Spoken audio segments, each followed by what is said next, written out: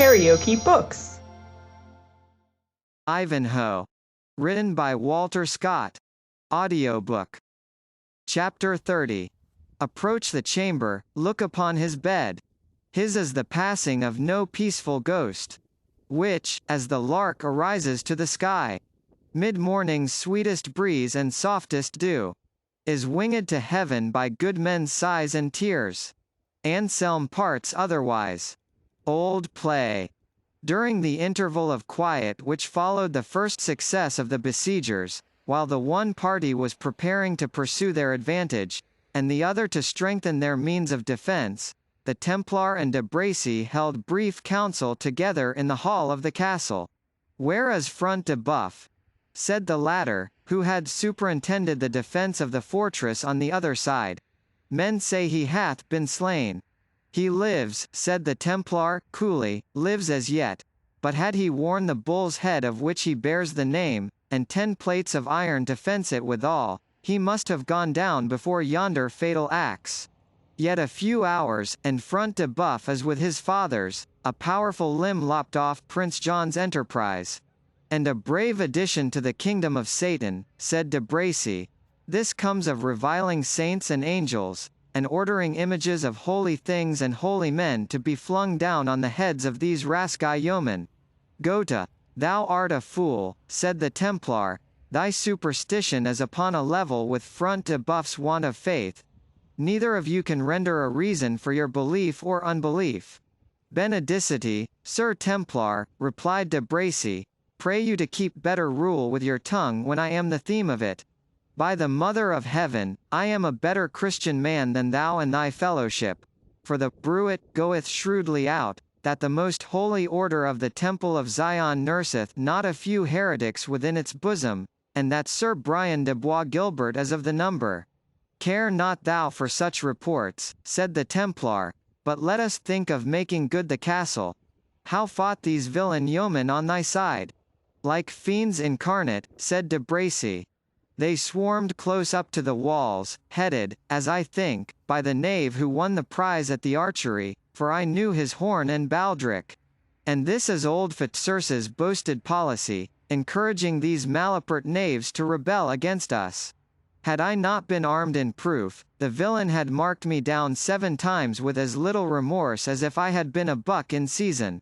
He told every rivet on my armour with a cloth-yard shaft, that rapped against my ribs with as little compunction as if my bones had been of iron. But that I wore a shirt of Spanish mail under my plate-coat, I had been fairly sped." "But you maintained your post?" said the Templar. "We lost the outwork on our part." "That is a shrewd loss," said de Bracy. "The knaves will find cover there to assault the castle more closely, and may, if not well watched, gain some unguarded corner of a tower, or some forgotten window, and so break in upon us. Our numbers are too few for the defence of every point, and the men complain that they can nowhere show themselves, but they are the mark for as many arrows as a parish butt on a holyday even. Front de Bœuf is dying too, so we shall receive no more aid from his bull's head and brutal strength. How think you, Sir Brian, were we not better make a virtue of necessity, and compound with the rogues by delivering up our prisoners?" "How?" exclaimed the Templar. "Deliver up our prisoners, and stand an object alike of ridicule and execration, as the doughty warriors who dared by a night attack to possess themselves of the persons of a party of defenceless travellers, yet could not make good a strong castle against a vagabond troop of outlaws, led by swineherds, jesters, and the very refuse of mankind. Shame on thy counsel, Maurice de Bracy. The ruins of this castle shall bury both my body and my shame, ere I consent to such base and dishonourable composition." "Let us to the walls, then," said de Bracy, carelessly. "That man never breathed, be he Turk or Templar, who held life at lighter rate than I do. But I trust there is no dishonour in wishing I had here some 2 scores of my gallant troop of free companions. Oh, my brave lances! If ye knew but how hard your captain were this day bested, how soon should I see my banner at the head of your clump of spears? And how short while would these rabble villains stand to endure your encounter? "Wish for whom thou wilt," said the Templar, "but let us make what defence we can with the soldiers who remain. They are chiefly Front de Bœuf's followers, hated by the English for 1,000 acts of insolence and oppression. The better," said de Bracy, "the rugged slaves will defend themselves to the last drop of their blood, ere they encounter the revenge of the peasants without. Let us up and be doing, then, Brian de Bois Guilbert, and, live or die, thou shalt see Maurice de Bracy bear himself this day as a gentleman of blood and lineage." "To the walls," answered the Templar, and they both ascended the battlements to do all that skill could dictate, and manhood accomplish, in defence of the place. They readily agreed that the point of greatest danger was that opposite to the outwork of which the assailants had possessed themselves.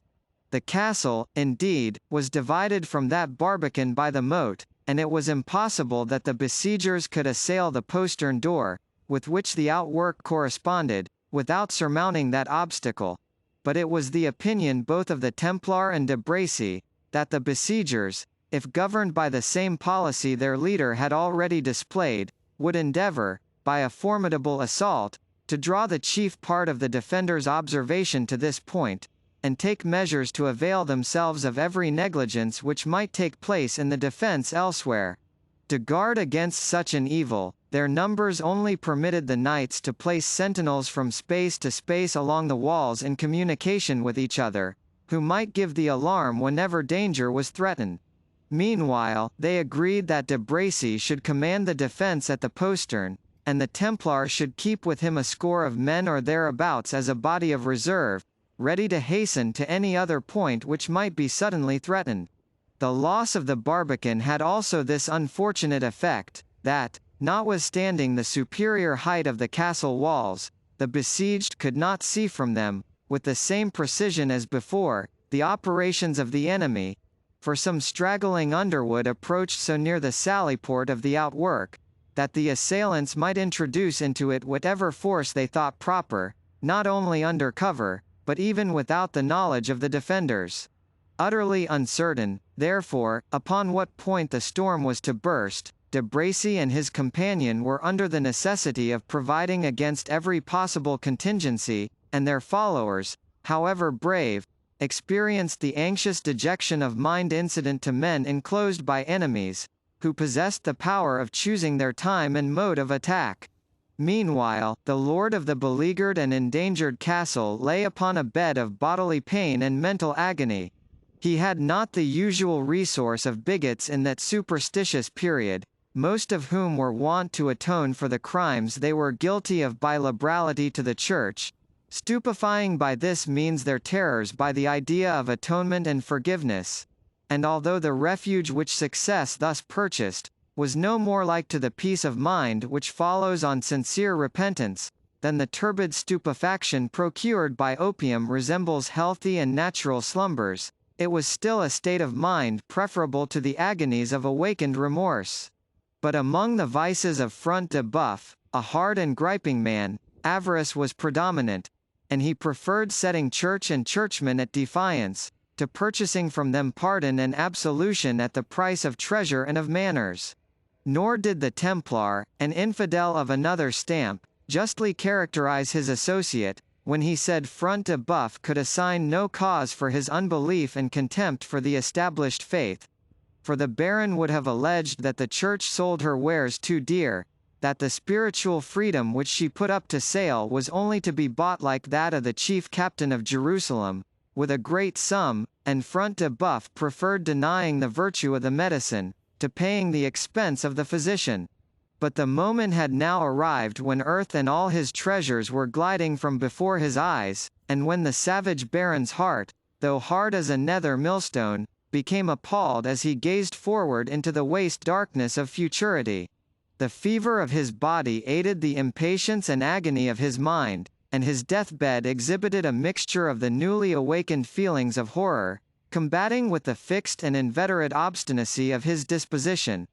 A fearful state of mind, only to be equalled in those tremendous regions, where there are complaints without hope, remorse without repentance, a dreadful sense of present agony, and a presentiment that it cannot cease or be diminished. Where be these dog priests now, growled the Baron, who set such price on their ghostly mummery?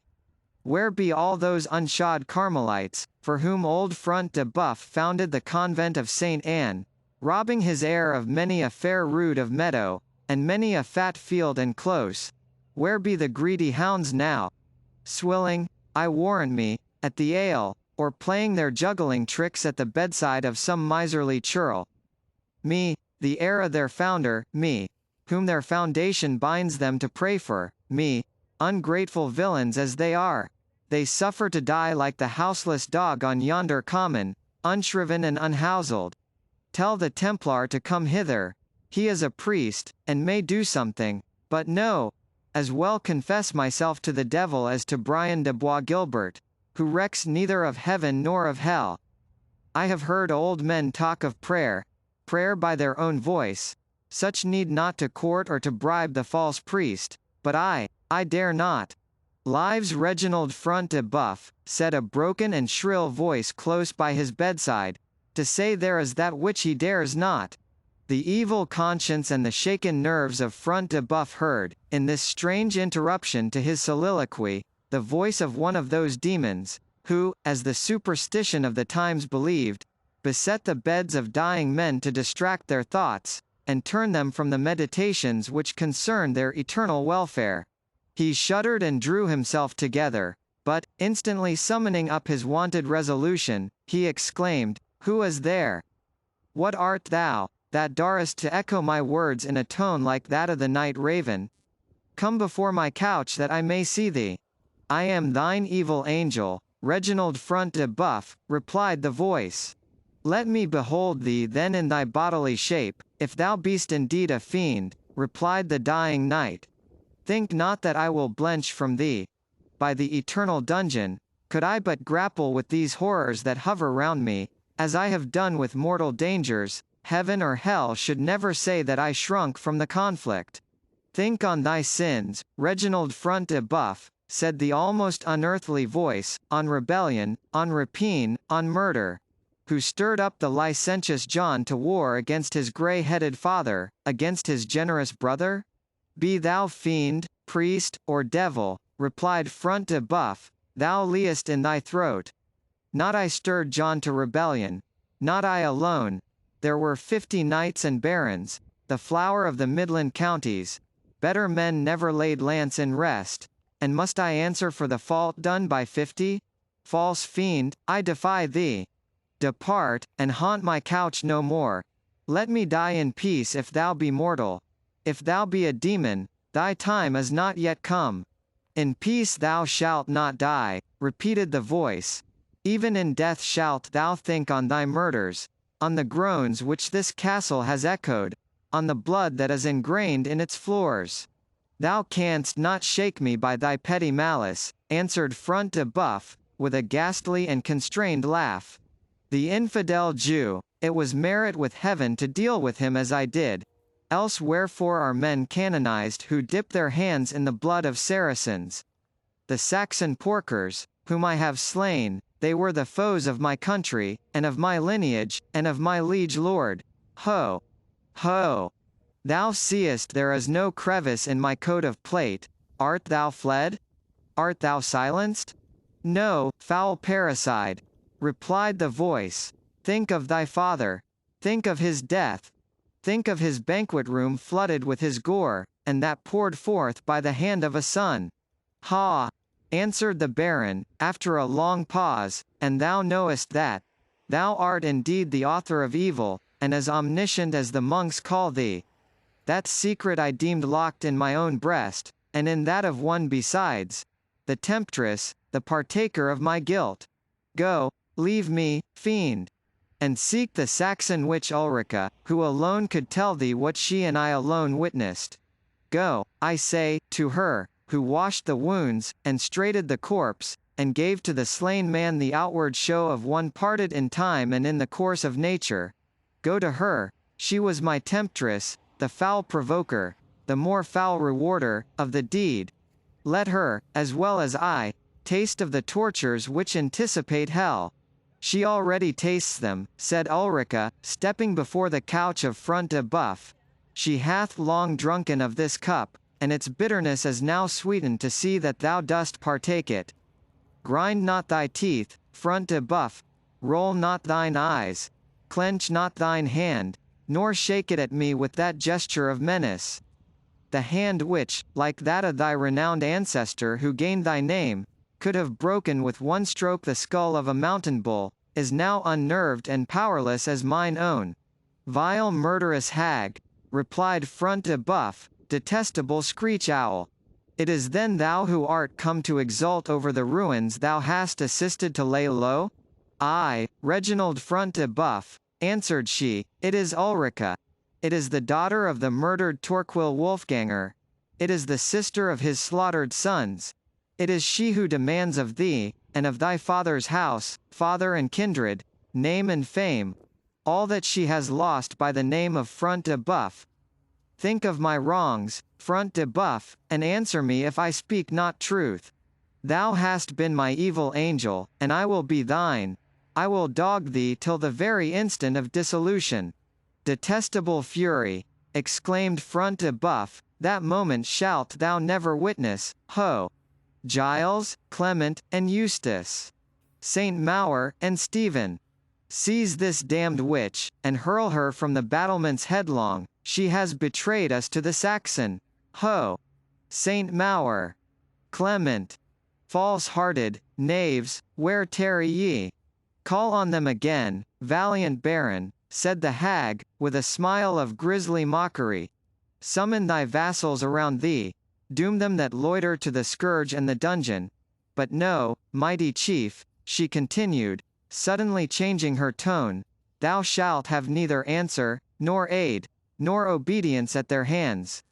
Listen to these horrid sounds, for the din of the recommenced assault and defence now rung fearfully loud from the battlements of the castle. In that war cry is the downfall of thy house. The blood-cemented fabric of Front de Buff's power totters to the foundation, and before the foes he most despised, the Saxon, Reginald, the scorned Saxon assails thy walls. Why liest thou here, like a worn-out hind, when the Saxon storms thy place of strength? Gods and fiends, exclaimed the wounded knight. Oh, for one moment's strength, to drag myself to the melee, and perish as becomes my name. Think not of it, valiant warrior, replied she. Thou shalt die no soldier's death, but perish like the fox in his den, when the peasants have set fire to the cover around it. Hateful hag! Thou liest, exclaimed Front de Buff. My followers bear them bravely, my walls are strong and high, my comrades in arms fear not a whole host of Saxons, were they headed by Hengist and Horsa. The war cry of the Templar and of the Free Companions rises high over the conflict. And by mine honour, when we kindle the blazing beacon, for joy of our defence, it shall consume thee, body and bones, and I shall live to hear thou art gone from earthly fires to those of that hell, which never sent forth an incarnate fiend more utterly diabolical. Hold thy belief, replied Ulrica, till the proof reach thee. But, no, she said, interrupting herself, thou shalt know, even now, the doom, which all thy power, strength, and courage, is unable to avoid, though it is prepared for thee by this feeble band. Markest thou the smouldering and suffocating vapour which already eddies in sable folds through the chamber? Didst thou think it was but the darkening of thy bursting eyes, the difficulty of thy cumbered breathing? No. Front de Buff, there is another cause. Rememberest thou the magazine of fuel that is stored beneath these apartments? Woman, he exclaimed with fury, thou hast not set fire to it. By heaven, thou hast, and the castle is in flames. They are fast rising at least, said Ulrica, with frightful composure, and a signal shall soon wave to warn the besiegers to press hard upon those who would extinguish them. Farewell, Front de Buff. May Mista, Skogula, and Zernebok, gods of the ancient Saxons, fiends, as the priests now call them, supply the place of comforters at your dying bed, which Ulrica now relinquishes. But know, if it will give thee comfort to know it, that Ulrica is bound to the same dark coast with thyself. the companion of thy punishment as the companion of thy guilt. And now, parricide, farewell forever. May each stone of this vaulted roof find a tongue to echo that title into thine ear." So saying, she left the apartment, and Front de Bœuf could hear the crash of the ponderous key, as she locked and double-locked the door behind her, thus cutting off the most slender chance of escape. In the extremity of agony he shouted upon his servants and allies, Stephen and Saint Maur, Clement and Giles, "I burn here unaided. To the rescue, to the rescue, brave Bois Gilbert, valiant de Bracy, it is Front de Bœuf who calls. It is your master, ye traitor squires, your ally, your brother in arms, ye perjured and faithless knights. All the curses due to traitors upon your recreant heads. Do you abandon me to perish thus miserably? They hear me not, they cannot hear me. My voice is lost in the din of battle. The smoke rolls thicker and thicker. The fire has caught upon the floor below. Oh, for one draught of the air of heaven, were it to be purchased by instant annihilation!" And in the mad frenzy of despair, the wretch now shouted with the shouts of the fighters, now muttered curses on himself, on mankind, and on heaven itself. The red fire flashes through the thick smoke. He exclaimed, "The demon marches against me under the banner of his own element. Foul spirit, avoid! I go not with thee without my comrades, all are thine, that garrison these walls. Thinkest thou Front de Bœuf will be singled out to go alone? No, the infidel Templar, the licentious de Bracy, Ulrica, the foul murdering Strumpet, the men who aided my enterprises, the dog Saxons and accursed Jews, who are my prisoners, all shall attend me, a goodly fellowship as ever took the downward road. Ha, ha! Who laughed there?" exclaimed Front de Bœuf, in altered mood, for the noise of the conflict did not prevent the echoes of his own mad laughter from returning upon his ear. "Who laughed there? Ulrica, was it thou? Speak, which, and I forgive thee. For, only thou or the fiend of hell himself could have laughed at such a moment. Avaunt, avaunt!" But it were impious to trace any farther the picture of the blasphemer and parricide's deathbed. KaraokeBooks.